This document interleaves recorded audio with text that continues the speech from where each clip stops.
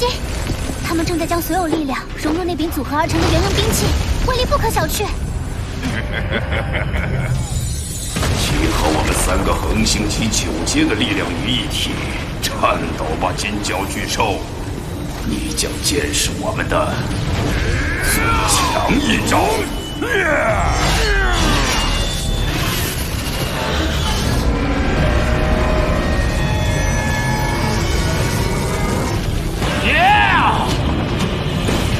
龙哥，不要硬拼！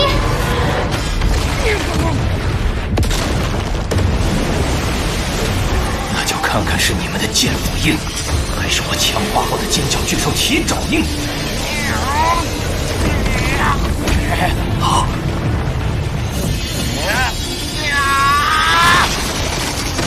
有效果。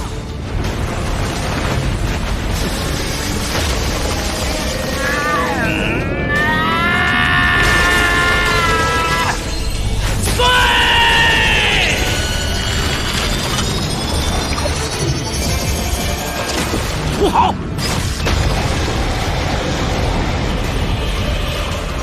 好！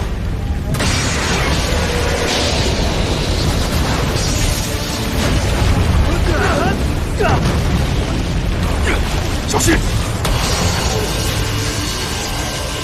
强化状态下的尖角巨兽配合赤魂同母残片，威力到底有多大？就让我看看吧。那是。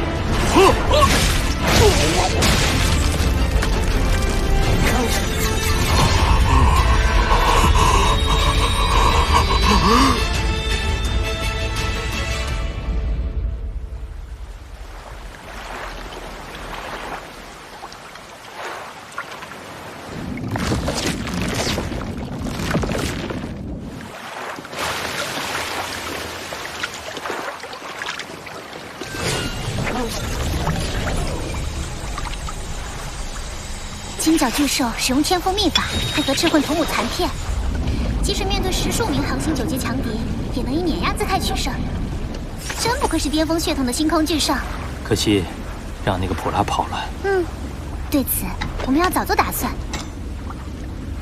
诺兰山家族不会善罢甘休的。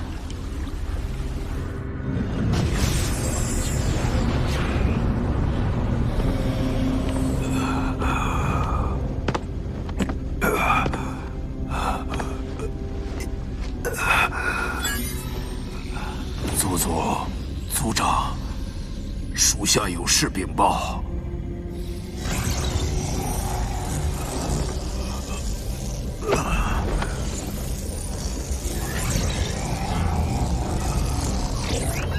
普拉，事情办得如何？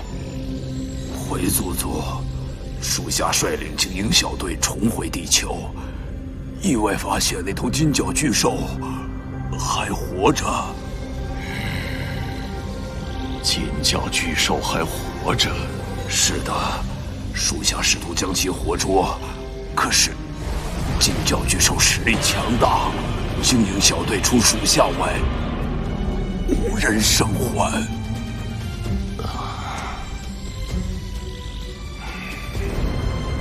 你发现活着的金角巨兽，值得记上一功。不过你连续2次在小小的地球折戟，如此废物，也没有继续存在的必要了。族，老族长！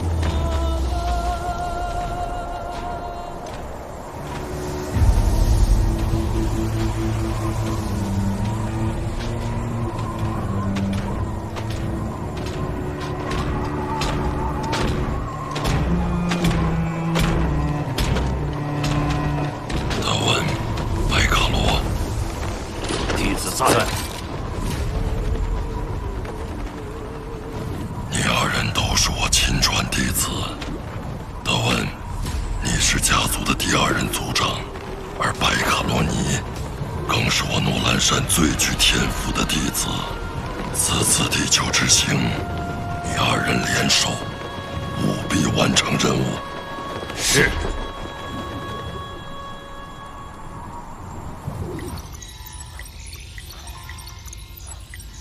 东风，我已经下单了，订购了一大批星球防御装备、警戒卫星等。到时会在太阳系内组成严密的防御系统。如果再有宇宙飞船出现在太阳系，防御系统能在第一时间发现。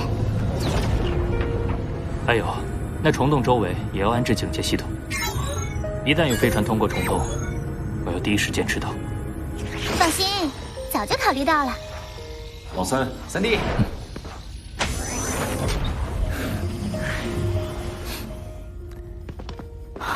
你们去哪儿了？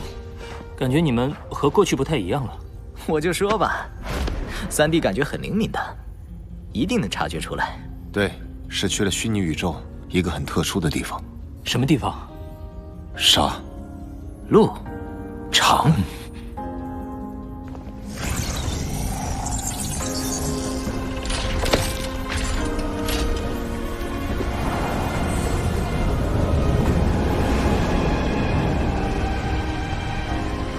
杀戮场是供武者和精神念师们使用的特殊训练场，在那里，你想要什么样的对手就有什么样的对手。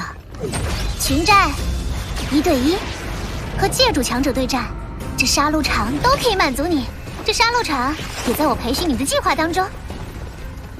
杀戮场消费价格很高，比如我，一天就要100万黑龙币，或者是700钱乌币。这么贵？你是恒星级1阶精神念师，价格还要更高。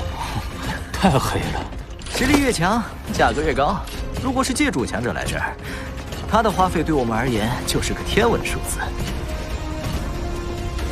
你先去办理账户，之后就能进入杀戮空间了。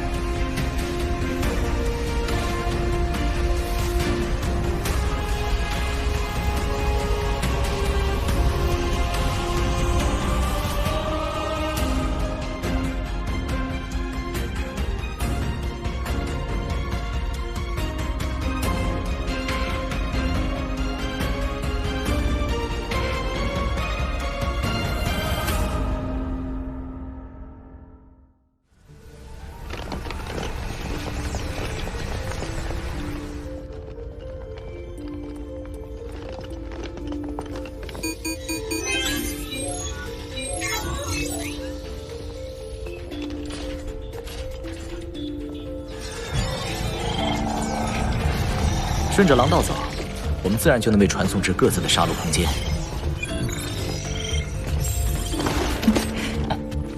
看那个人，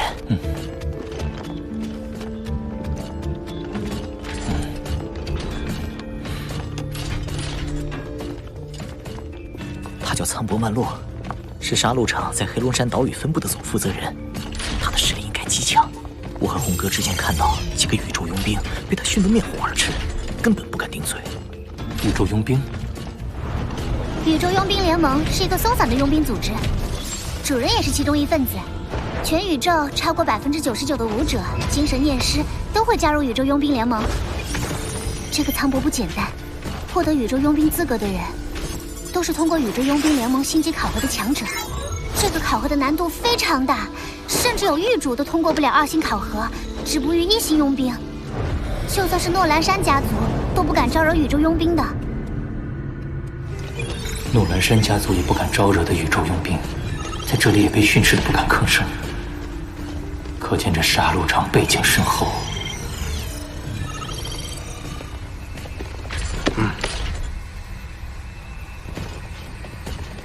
好，我们进入杀戮空间吧。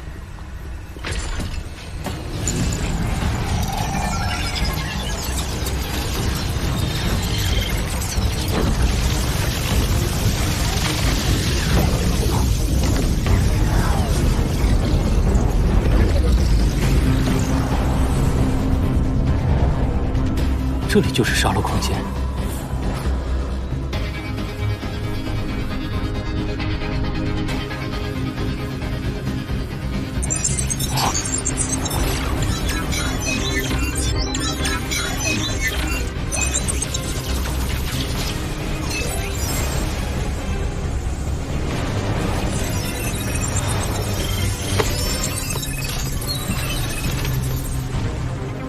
原来如此，规则我大概懂了。先试试手吧，巴巴塔，我需要1000名行星级9阶武者当对手。没问题。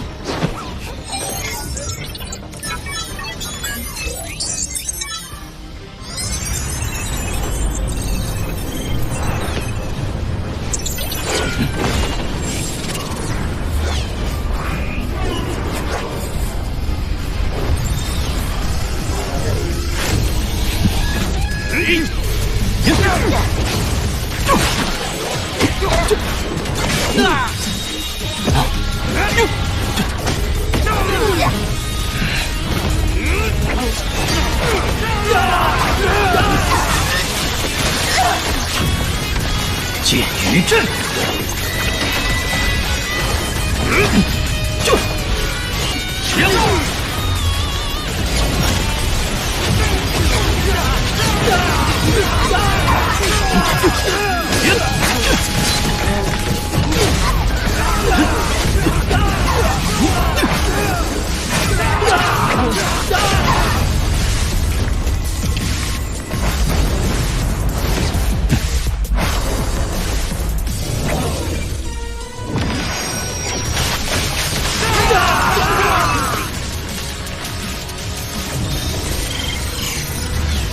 虽然只差1级，但恒星级1阶却能完全碾压行星级9阶。想当初我突破行星级，并且跃升为地球第3强者时，还沾沾自喜。实际上，行星级在宇宙中完全不够看。你有这觉悟，很不错。我还想看看我的极限在哪里。巴巴塔，发出申请，与10名恒星级1阶武者对战。好。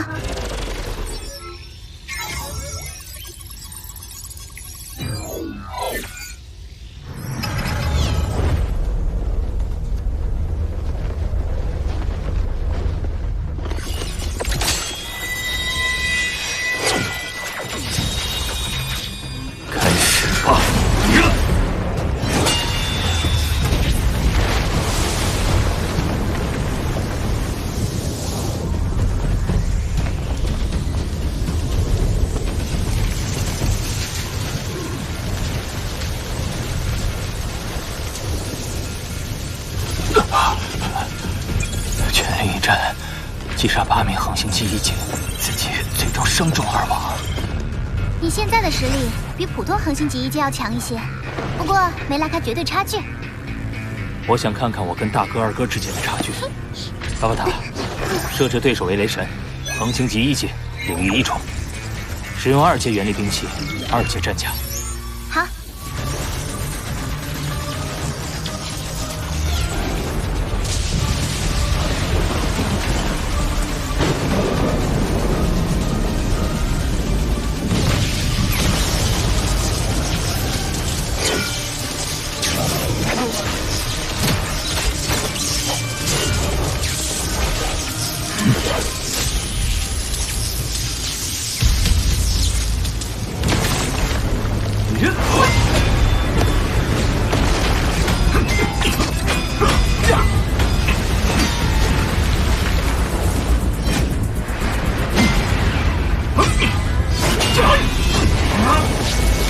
好强！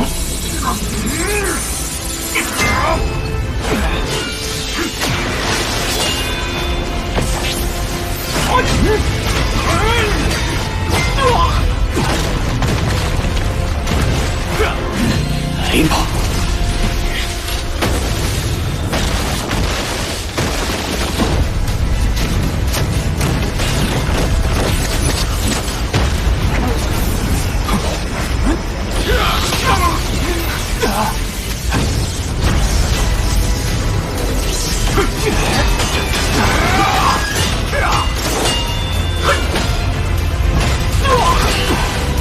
！9重雷刀，9重雷刀，地球冲！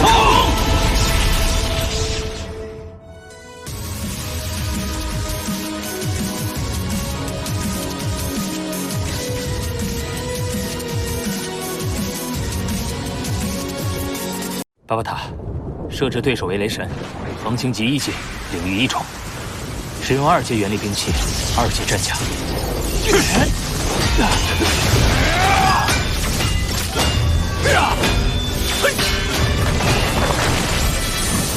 九重雷刀，九重雷刀，地修冲！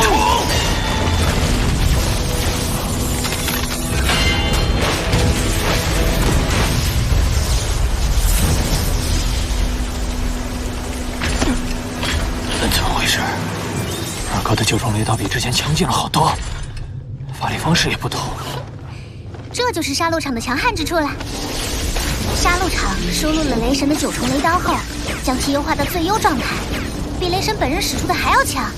我现在明白了，之前我比二哥强，的确是占了兵器和秘法的便宜。给他一把2阶原力兵器，并优化9重雷刀，我就输了。还要继续吗？继续，设置对手，红。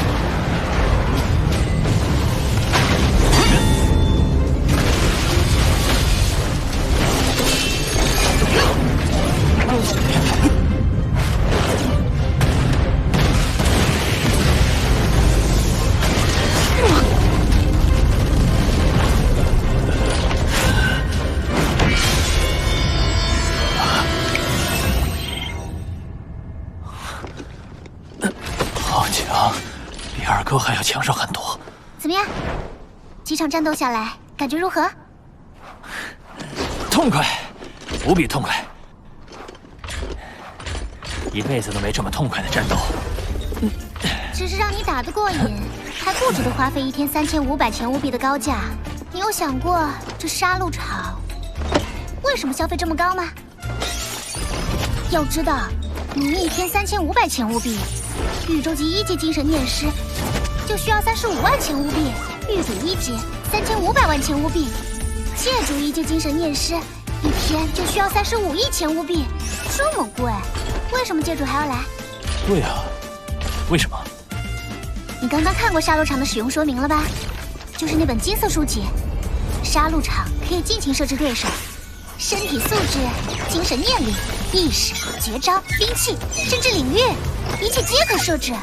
而这个设置的对手经验无比丰富，极其善于战斗。你明白我的意思吗？杀戮场设置的大个儿个，战斗技术都在本人之上，灭世枪法和9重雷刀的使用都尽趋完美。奥巴塔，你是说通过杀戮场磨砺可以迅速吸取经验？不错，杀戮场对强者们吸引力最大的就是实战教学效果卓著。龙凤，你刚刚只是跟杀戮场模拟的红河雷神交战就受益匪浅了，要是将对手直接设置成你自己呢？对啊，以一个经验丰富、技术完美的自己作为对手，我很快就能知道自己的缺陷在哪里。杀戮场设置的对手还能完美展示武技、精神念力、兵器的使用方法，几场战斗下来收获的经验比一个人埋头苦修高效多了。巴巴塔，这杀戮场怎么能许你出完全逼真的秘法绝技的？杀戮场隶属于宇宙5大巨头之一的虚拟宇宙公司，无数年来，浩瀚宇宙中不知道多少强者在虚拟宇宙中交战切磋，他们每一个战斗的场景都会被虚拟宇宙记录，所以虚拟宇宙资料库非常庞大，秘籍多的是。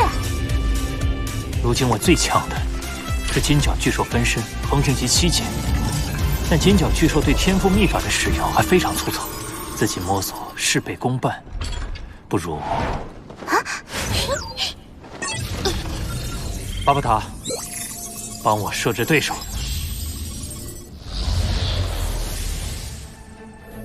横行级1阶，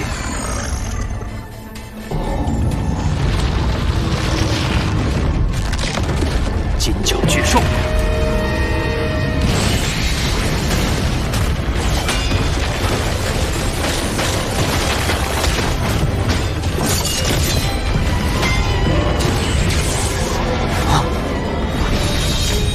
冲神盾，翅膀竟有刀法的感觉。原来金角巨兽该这么战斗。再来！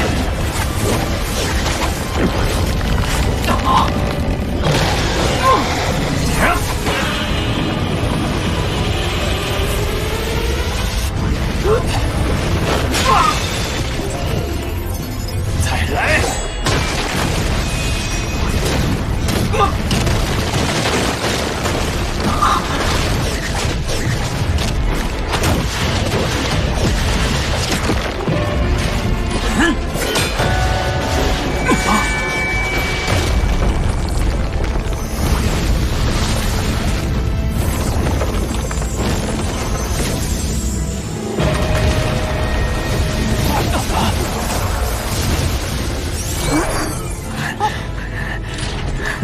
是这样，是这样。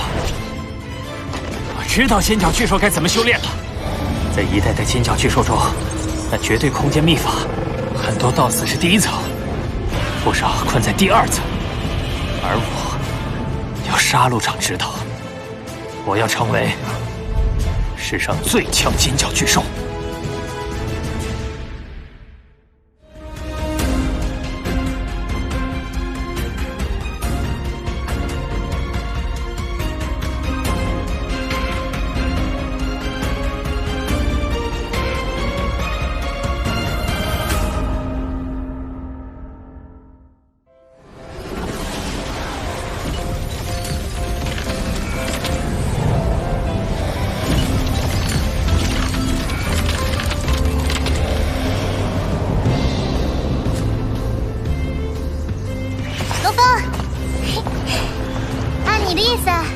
我在虚拟宇宙黑龙山岛屿的九星湾定制了这座城堡，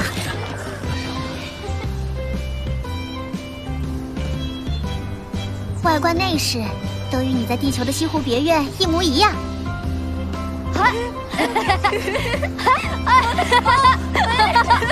你、红、雷神以及各自的家人都可以居住在这里，你们进出杀戮场也会更方便些。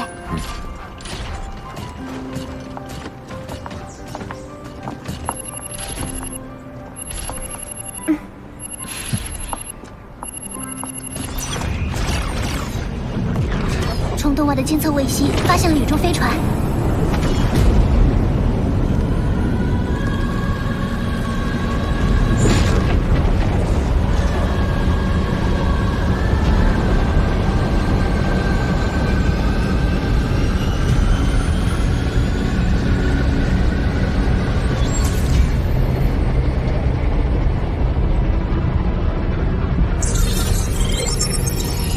根据监测器数据，这艘诺兰山家族的飞船为第3级别，是宇宙级强者才能享有的。等级的跨越，意味着生命层次的跃升。就算我们和最强的恒星级部下联手，也绝无可能与之抗衡。你能意识到就好。恒星级对抗宇宙级，胜率无限接近于0%。我建议立即安排地球人向宇宙移民，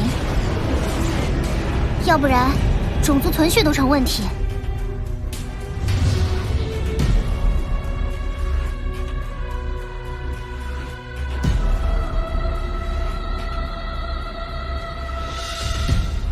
阿巴塔，我们还剩多少时间？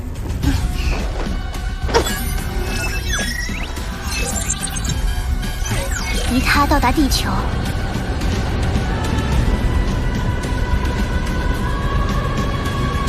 还有2年08个月。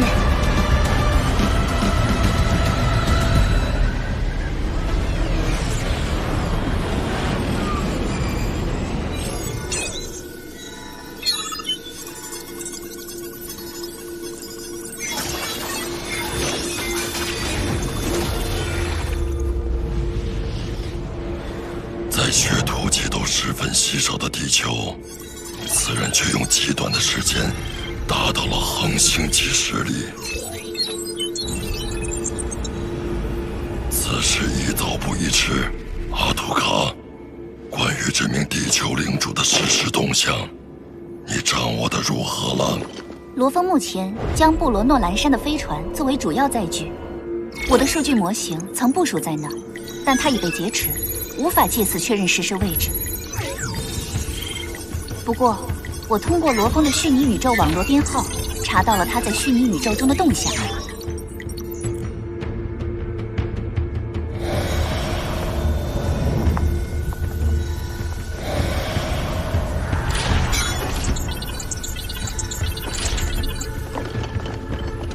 诺兰山家族果然贼心不死。就算有不到3年的缓冲时间，要修炼到比肩宇宙级强者，还是太过困难。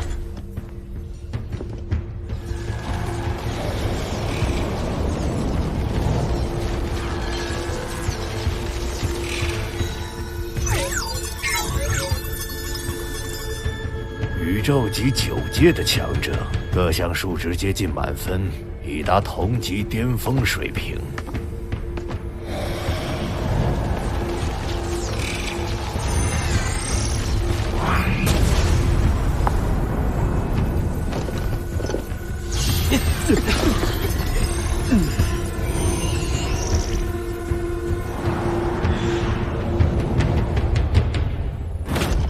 来者不善。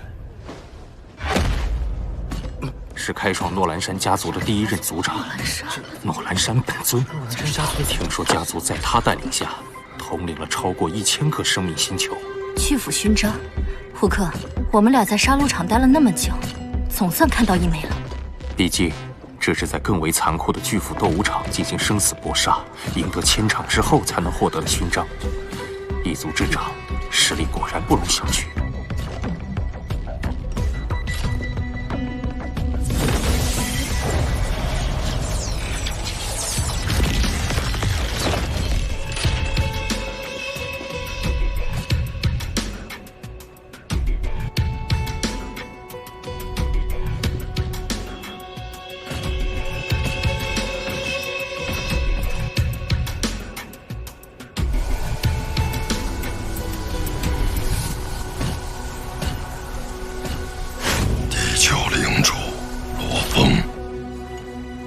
你就是诺兰山家族的一把手，有何指教？把星球卖给我，我出价1000吴币。1000血，这怎么可能呢？最高规格的生命星球也不过21亿1000吴币。而这笔钱能买下近50颗，一旦到账，你就带着族人离开地球。能支付此等高昂价格的，恐怕只有大家族的掌权者了。这个星球领主赚大发了。1000亿，真的赚大了。哎，对呀，地球是我的家，无法以价格衡量。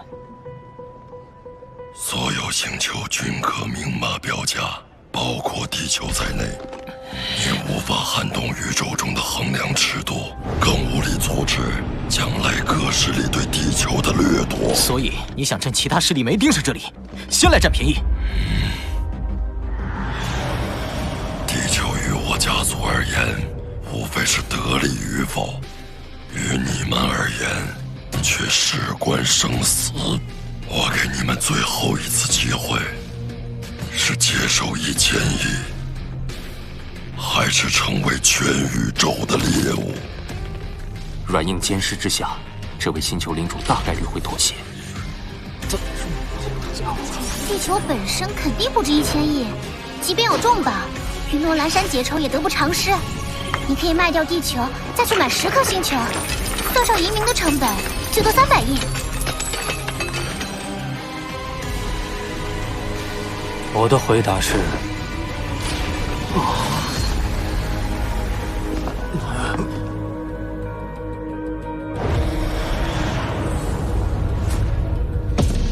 不卖。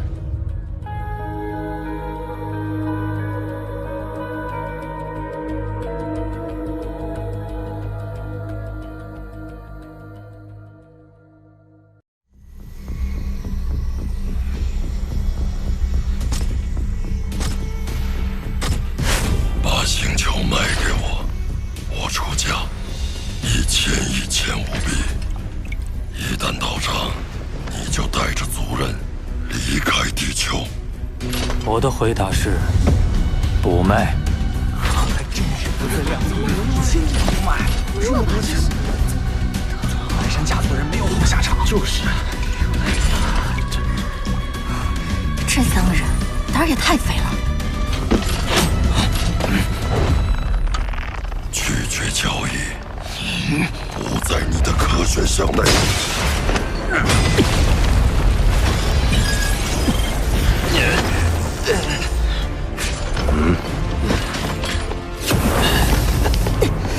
在虚拟宇宙里，进入非作战空间的虚拟投射体等级会被自动限制到同级别。罗峰等人与诺兰山在这里同为恒星级4阶，应该不至于被秒杀。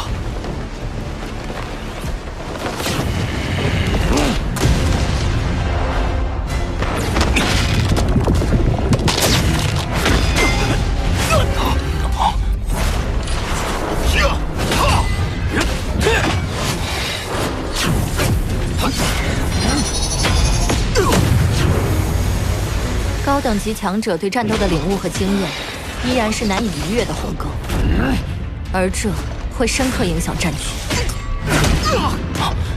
精神攻击对他不起作用，而且他发力技巧更高，难以抵挡。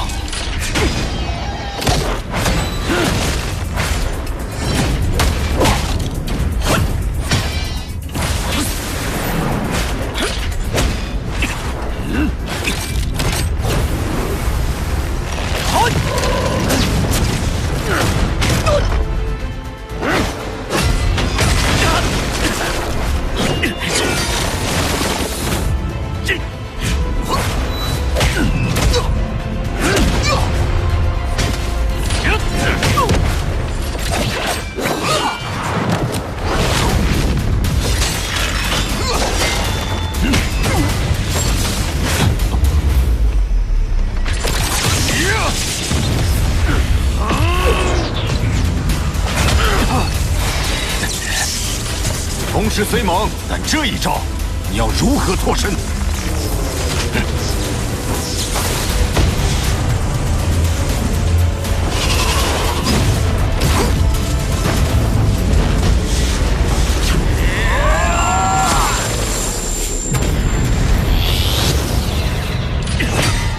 竟然能将我们的领域轻易化解！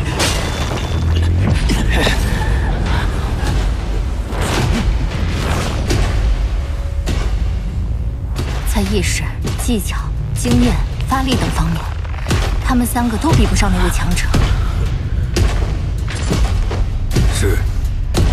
警告：杀戮场大厅禁止斗殴，否则永久取消进入虚拟宇宙的资格。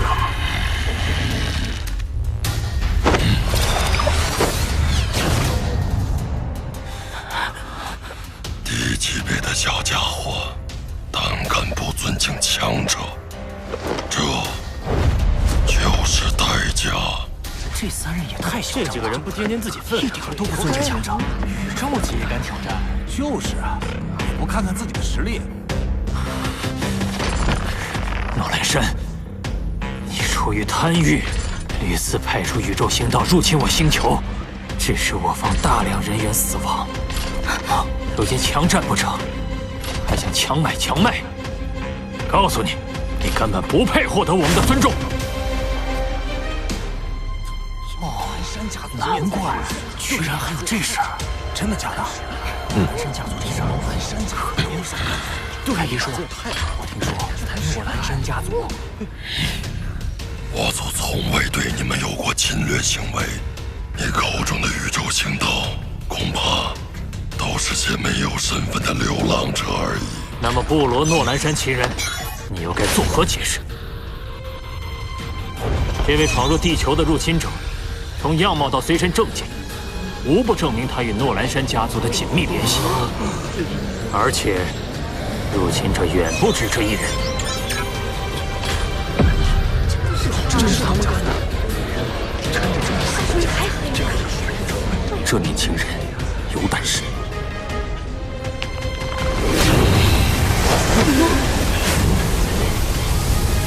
怎么又想动手？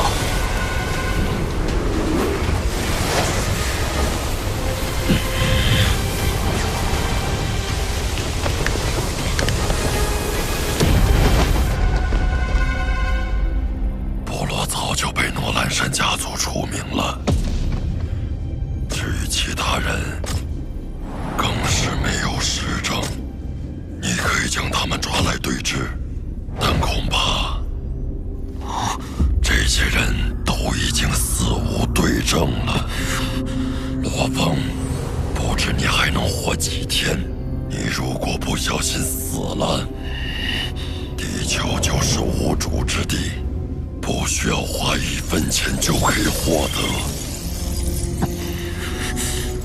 到那时，也许你会后悔今天拒绝那1000亿。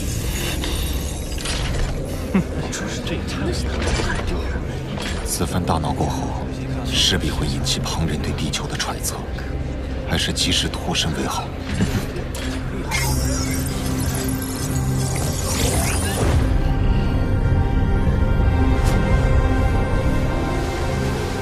最近的虚拟宇宙要热闹起来了。居然胆子这么大，有背景吧？看来这事儿不好收场了。哎，那个星球是不是有宝藏啊？要是真有，我们是不是也去看看？你就不怕诺兰山家族啊？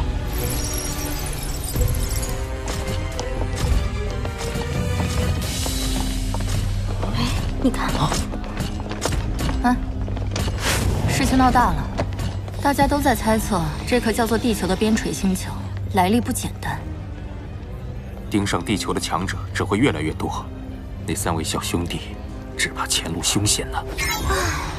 这就是强硬表态的代价。不仅在诺兰山家族那里少了很多转圜余地，还要面对宇宙各势力的觊觎。说不定已经有势力开始行动了。快去确认虫洞附近的监测器。出现了3艘飞船，而且它们来自3方不同的势力。第1艘来自诺兰山家族，另外2艘飞船的规格虽不如第1艘，但这批人也不会弱于横行级。我们得之不易的平静生活，绝不能容许外来势力打破。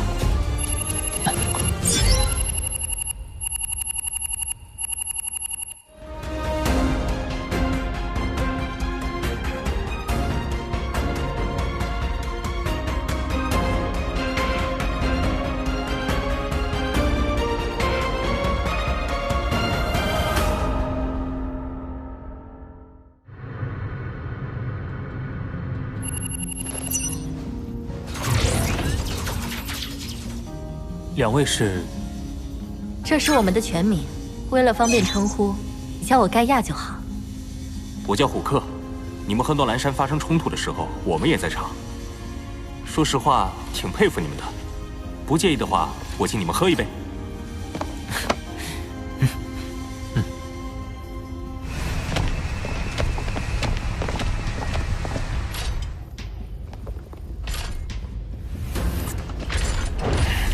3年内，要找出对抗宇宙级强者的对策吗？若要快速提升实力，参加宇宙佣兵考核或许是个办法。宇宙佣兵考核是宇宙5大势力之一的宇宙佣兵联盟举办的考核。没错，一旦达到恒星级，便可参加入门考核，即宇宙见习佣兵考核。据说比平常宇宙冒险要危险得多，死亡率、淘汰率都很高。虽然危险，但是能跨入宇宙级的强者，往往都通过了见习佣兵考核。所以我和虎克都报名参加了。毕竟想要变得更强，就得拼。你们要不要一起？说来惭愧，我2弟、3弟经过一番修炼，都达到了恒星级1阶，只有我还停留在行星级9阶。我符合参加条件。那你们可以去试试杀戮场的决战空间。决战空间？决战空间是真正的武者们彼此决斗的地方，能积累更有参考价值的实战经验。我和盖亚可以先带你们在决战空间里练练身手，也可以帮助你们更快达到全员恒星级。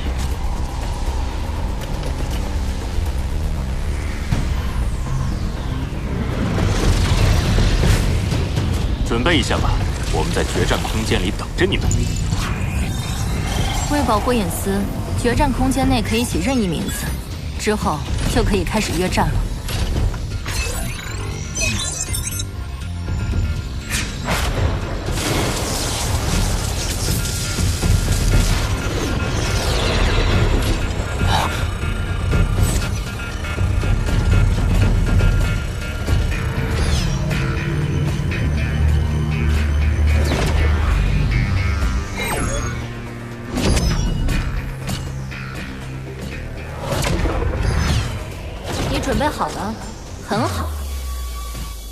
给自己取名叫疯子，看来骨子里有疯狂的因素啊。这场战斗应该不会无聊了。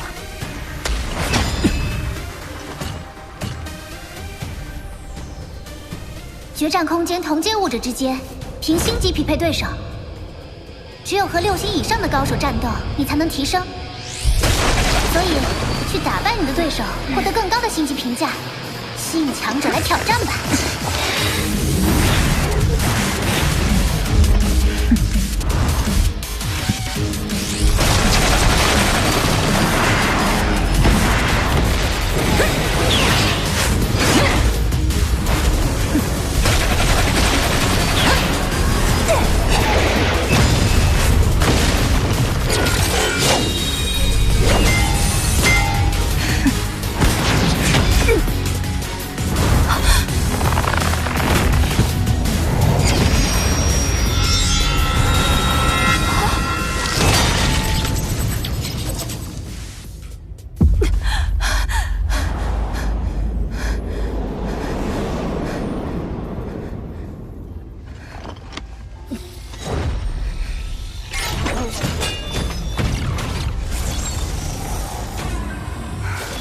居然连一招都接不了，这是恒星级1阶精神念师能达到的意识强度吗？我终于明白，为何他等级那么低，却依旧敢反抗诺兰山了。这种依赖于实力的自信，真是令人倾羡。如此，我倒是更加好奇红和雷神的实力了。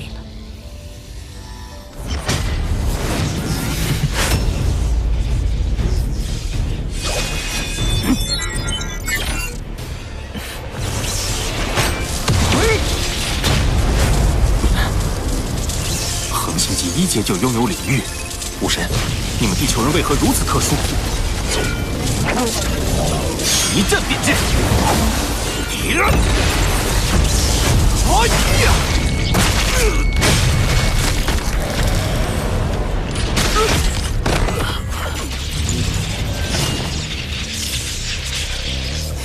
武神圣，星级评价4星。杀手圣。星级评价5星，实在太夸张了！这才几天，他们就疯狂战斗了100多场，还是全胜的战绩。决战空间同阶6星以上的高手挑战他们，都被杀得毫无还手之力。快看，战绩又刷新了！真的厉害！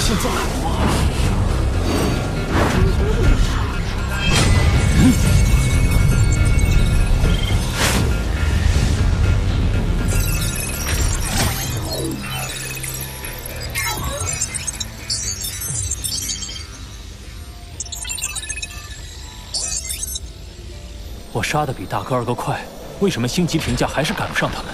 他们拥有领域，吸引的都是高手，评级还有经验技巧提升自然快。你没有特殊之处，吸引的大多是低星级的武者。既然如此，那我就在胜率上达到碾压优势。巴巴塔，我需要大量对手。收到，马上安排。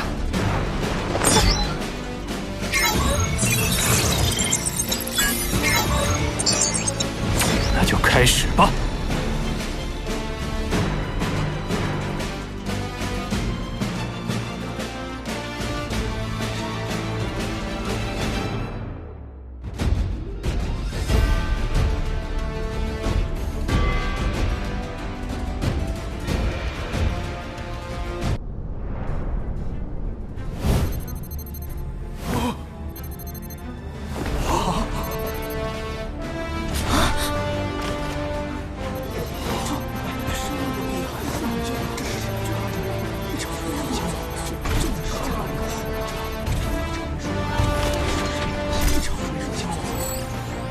首领，这是杀戮场刚冒头的3个新人，我已将他们的信息上传。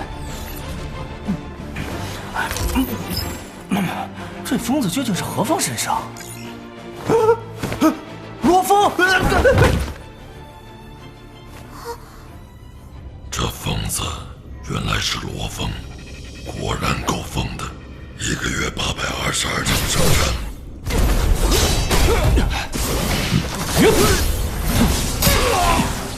为什么我杀的越多，就越觉得空虚？到底哪里不对？开始意识到问题了。不过，即使意识到了，你们又能对既定的事实产生多大的影响呢？罗峰，我迫不及待要看你向我下跪的模样了。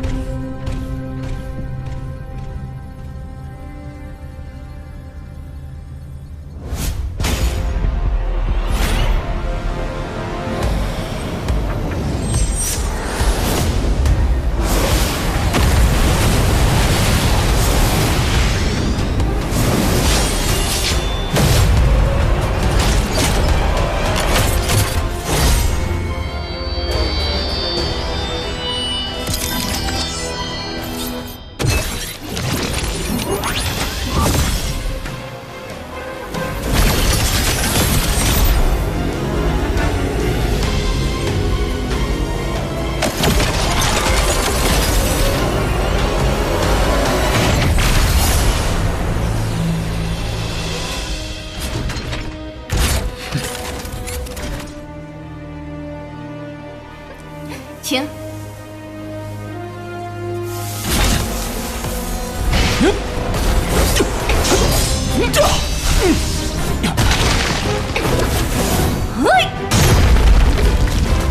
好强的力道，和我之前碰到的对手完全不一样。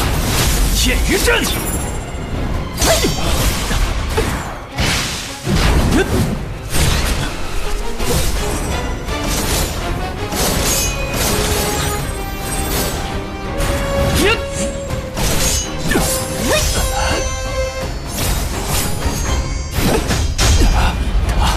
他在戏弄我。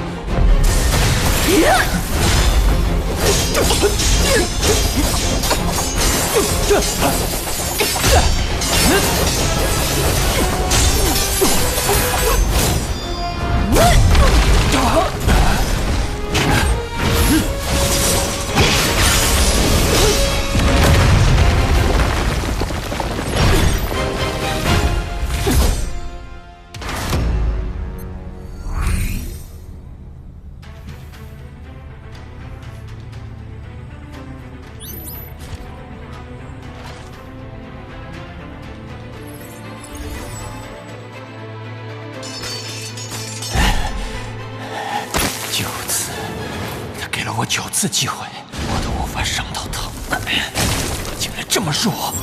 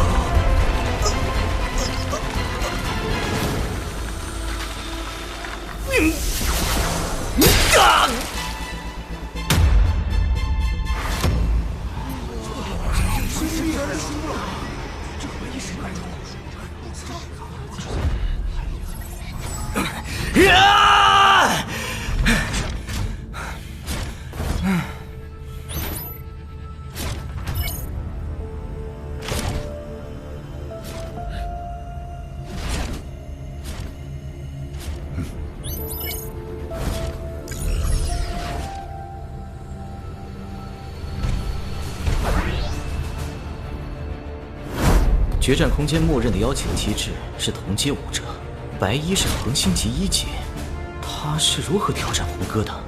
他赢了你们之后，重新设定了自己的等级。我调查过了，他今天只向你们3个发起了挑战。他是冲我们来的，究竟有什么目的？3弟，你认为红哥与白衣这一战，谁能赢？痛快！我连战695场，跟你一比，其他对手根本上不了台面。